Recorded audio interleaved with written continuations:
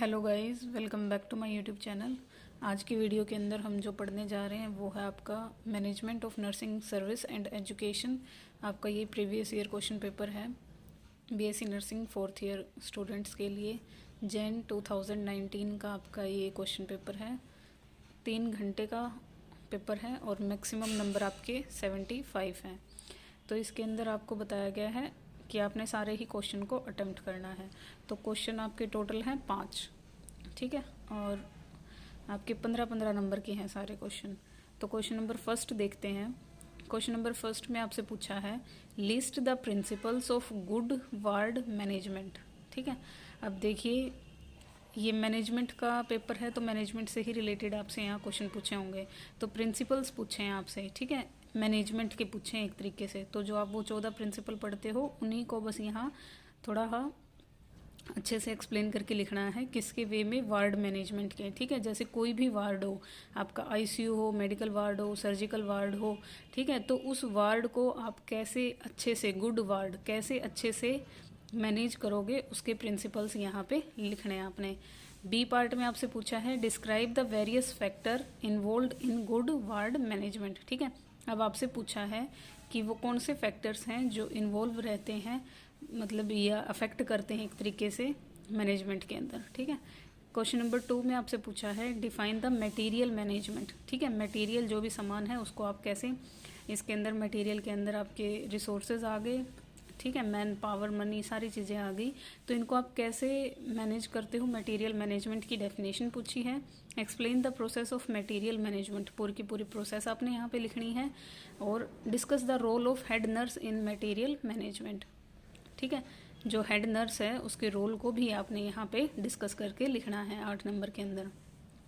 Question number 3 में आपसे पूछा है describe the various method of patient assignment. ठीक है, अब आपसे यहाँ पूछा है पेशेंट, जो स्टाफ है उसको पेशेंट कैसे असाइन होते हैं, उसके वेरियस मेथड्स बताइए। ठीक है, किस किस मेथड की हेल्प से आप पेशेंट को असाइन करते हो।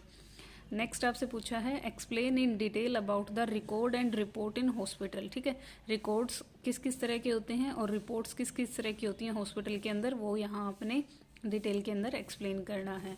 ठीक है, क्वेश्चन नंबर 4 के अंदर देखिए क्या है, इसके अंदर आपसे पूछा है लीडरशिप क्या होती है। ठीक है, डेफिनेशन पूछी है लीडरशिप की। और बी पार्ट में आपसे पूछा है list out the qualities of a good leader. ठीक है, गुड लीडर की आपने यहाँ पे क्या करनी है, क्वालिटीज़ को लिखना है। अब आपको पता होना चाहिए एक अच्छा लीडर कैसे हो, जो सबकी सुने भी और जिसकी बातों से लोग इन्फ्लुएंस भी हों। ठीक है, जो सबके हक के लिए बात करे। फिर आपसे पूछा है discuss the various leadership styles. ठीक है, अब इसके अंदर आपने लीडरशिप स्टाइल्स जितनी भी तरह की होती हैं उनकी पूरी की पूरी 8 नंबर के अंदर उनके बारे में लिखना है यहाँ पे। क्वेश्चन नंबर 5 देखिए क्या है, right short note on any 3 of the following. अब आपको यहाँ पे 4 क्वेश्चन दिए गए हैं, उनमें से आपने किन्हीं 3 को ही अटेम्प्ट करना है। तो ए में आपसे पूछा है ग्रुप डायनेमिक। ठीक है, ग्रुप डायनेमिक के ऊपर आपने क्या लिखना है, शॉर्ट नोट लिखना है। अब आपको पहले पता होना चाहिए ग्रुप क्या होता है और डायनेमिक्स क्या होता है, तो इसके बारे में ये आपका सीईटी के अंदर भी पढ़ाया जाता है, कम्युनिकेशन और एजुकेशन टेक्नोलॉजी सेकेंड ईयर के अंदर जो है वहाँ पे भी ये क्वेश्चन आता है आपका। बी पार्ट में आपसे पूछा है प्रिंसिपल ऑफ डेलीगेशन। ठीक है, डेलीगेशन के प्रिंसिपल्स आपने बताने हैं। सी पार्ट में आपसे पूछा है इन सर्विस एजुकेशन, इसके ऊपर तो आपकी अलग से एक यूनिट भी है ना इस सब्जेक्ट के अंदर। तो इन सर्विस एजुकेशन क्या होती है, सर्विस जॉब के साथ साथ जो एजुकेशन एम्प्लॉयज़ करते हैं उसको क्या बोला जाता है, इन सर्विस एजुकेशन बोला जाता है।